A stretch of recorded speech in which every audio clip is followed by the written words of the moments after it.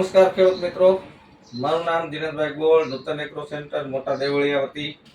આજે આપણે એક વાત કરવાની છે કે ભાઈ પાયાના ખાતરની. તો ખરેખર પાયાના ખાતરની અંદર કઈ વસ્તુ ખૂબ મહત્વની હોય? તો પાયાનું ખાતર એટલે કે જે આપણે આજે જે દિવસથી ટૂંકમાં ખેતી કરવાની શરૂઆત થઈ ત્યારથી કે દેશી ખાતર એ પાયાનું મહત્વનું ખાતર છે.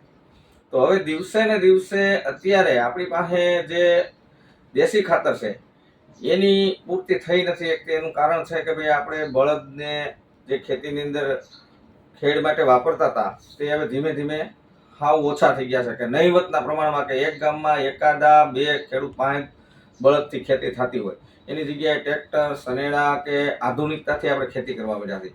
બીજા નંબરમાં પશુપાલન, જે આપણે જે દરેક ખેતી કરતા ખેડૂતો ઘરે 1 થી 2 દૂધાળા પશુ રાખતા, ભેંસ હોય, ગાય હોય, જે આપણે પશુપાલન તરીકે ઉપયોગ થતો, જે આજે એ પણ હવે આપણે 8 થી 10 ઘરે એક વ્યક્તિ કદાચ પશુપાલનનું એકાદું ઢોર રાખતા હોય, જ્યારે પહેલાના સમયમાં આપણે 4 થી 3, 4, 5 ઢોર હોતા ઘરદીઠ.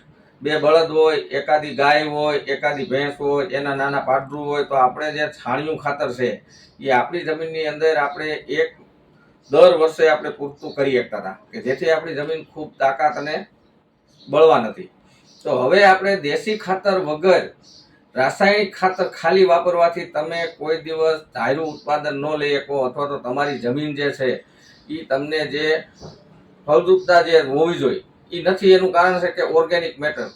દેશી ખાતર એટલે ઓર્ગેનિક મેટર વિના જે જીવંત બેક્ટેરિયા જે છે, કે જે અળસિયા છે, બેક્ટેરિયા છે, કે જે કાંઈ તમારા જમીનની અંદર આપેલો જે કાંઈ ખોરાક છે એનું વિઘટન કરીને અને જે છોડ સુધી પહોંચાડવાનું કામ છે, એ સજીવ બેક્ટેરિયા છે કે જે નરી આંખે દેખાય અને ન દેખાય. નરી આંખે દેખાય એમાં તમે આપણે અળસિયા જોયા હોય એવા ઘણા બધા જીવ છે કે જે આપણે નરી આંખે નથી જોઈ શકતા, કે જે જમીનને તમારે સતત એનું કામ કરતી હોય અને પહોંચી રાખવી. જમીનની અંદર જે તમારો ખોરાક પડ્યો હોય એને વિઘટન કરવું. કે દાખલા તરીકે આપણને ખ્યાલ હોય કે કોઈ જગ્યાએ ક્યારેક આપણે જોયું હોય કે કૂતરું, મીંદડું કે કોઈ પણ જનાવર મેળવું હોય તો થોડાક દિવસ પછી એ હળવાનું ચાલુ થાય અને એનું વિઘટન થઈ અને હાવ નાશ થઈ જાય.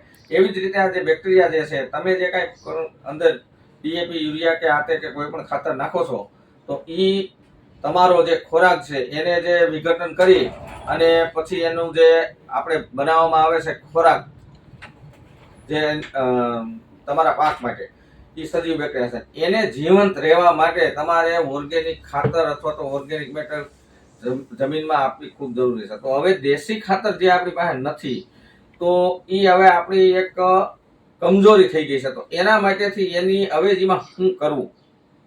તો એના માટેથી અત્યારે ટાટા કંપનીનું જીઓગ્રીન કરીને એક ખાતર આવે છે. ટાટા એટલે એક નાના બાળકથી લઈ અને 80-90 વર્ષના આપણા વૃદ્ધ વડીલને તમે કહો કે ભાઈ ટાટા એટલે એ ઓળખે છે કે ભાઈ ટાટા એટલે એની ટાટા જ એક ગેરંટી છે કે ભાઈ સારામાં સારી પ્રોડક્ટ બનાવતી કંપની આપણી ભારતની જૂની, વર્ષો જૂની જે કંપની ટાટા કંપની છે, જેનું આપણે લોખંડથી લઈ, ટાટાના ખટારાથી લઈ અને ઘણી બધી 4 વ્હીલું, અત્યારે ટાટાની અઢળક વસ્તુ આવે છે. કોઈથી લઈને પ્લેન સુધી બનાવવા વાળી ટાટા કંપની છે. તો એ અત્યારે ખેતીની અંદર જે ઓર્ગેનિક ખાતર તરીકે કે જે આપણા જમીનમાં દેશી ખાતરની પૂર્તિ નથી, તો એના માટેથી એક ઘણા સમયથી, ઘણા વર્ષથી પ્રોડક્ટ લઈને આવ્યા છે કે ભાઈ ટાટા જીઓગ્રીન.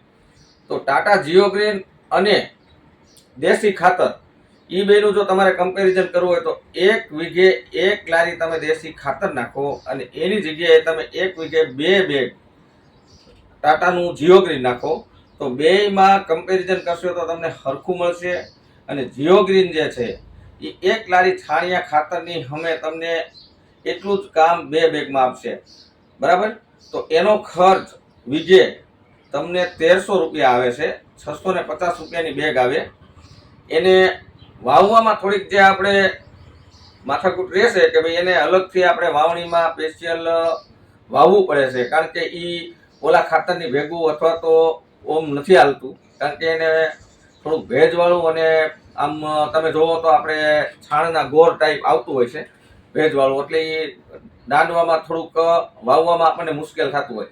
પણ જે ખેડૂત હવે જેને વાવવું હોય તો એના જુગાડી થઈ ગયા છે કે ભાઈ તમે 2-2.5નો જે આપણે ઓલો પીવીસી નો પાઇપ હોય ને એની માથે ગયણા રાખીને 2 જણા બેસી અને છાલિયા હોય ઓરતા જાઓ તો આ રીતે તમે ઇઝીલી ખાતર તમે વાવી શકો છો. અને પાયામાં જેને વાવી દેવાનું હોય છે, બરાબર. તો હવે છાણિયું ખાતર અને ડીએપી, તો છાણિયું ખાતર અને જીઓગ્રીન, તો અત્યારે તમારે દેશી ખાતર ન હોય તો તમે કોઈ પણ જગ્યાએથી ગૌશાળા હોય, કોઈ પશુપાલન, કોઈ તબેલો આપતા હોય અથવા તો કોઈ માલધારી હોય તો એની પાસેથી તમે લેવા જાઓ તો ઓછામાં ઓછું 1500-1700 થી 1800 રૂપિયામાં તમને 1 ટ્રેક્ટર છાણિયું ખાતર મળતું હોય છે. તો એની અંદર પ્લસ તમારે પાછું ખેતર સુધી પહોંચાડવાનો તમારો ટ્રેક્ટરનો ખર્ચો, મજૂરથી ભરાવીને તમારે ચડાવવાનું, એ જે બધી ગણતરી કરો તો 1 લારી ખાતર 2000 ની આજુબાજુ પડતું હોય છે. જ્યારે જીઓગ્રીન છે એ 1300 રૂપિયામાં તમને 1 વીઘામાં થતું હોય છે. બીજા નંબરની અંદર કે ભાઈ દેશી ખાતર જે છે એની અંદર તમારે અર્ધ કચરું કોહવાયેલું હોય, એની અંદર રાડા હોય, કૂચો કચરું હોય, પ્લસ એની અંદર ઢોર ઢાખરને આપવામાં આવતા ચારામાં પાકી ગયેલો ચારો હોય તો એમાં ઘણી વખત બિયારો આવતો હોય કે ખડ આવતું હોય, ખડના બિયારણો આવતા હોય તો એ તમે ખાતર ભર્યું હોય તો ઘણી વખત આપણે ખેડૂતો કહેતા હોય કે ભાઈ બાવળિયા થાય છે, બહુ ખડ થયું, ખાતર લીધું તો એમાં ખડના બિયારો બહુ આવ્યો હતો, આ વર્ષે બહુ ખડ થયું. જ્યારે તમે જીઓગ્રીન વાપરો છો તો એ પૂરેપૂરું 100% પકાયેલું ખાતર છે, એકદમ ગળત્યું છે, અને એ જે વાપરશો તો એમાં તમારે બિયારાનો પ્રશ્ન નહીં આવે. બીજા નંબરની અંદર જે લોકોએ જીઓગ્રીન વાપર્યું હોય તો એને કદાચ અનુભવ છે કે ભાઈ એમાં તમને અળસિયા જોવા મળશે, બરાબર. તો ખરેખર જીઓગ્રીન જે છે એ દેશી ખાતરની અવેજીમાં વાપરવાનું છે. ઘણા ખેડૂતો એમ કે જીઓગ્રીન વાપરવું તો પછી ડીએપી કે નહીં વાપરવાનું, નહીં.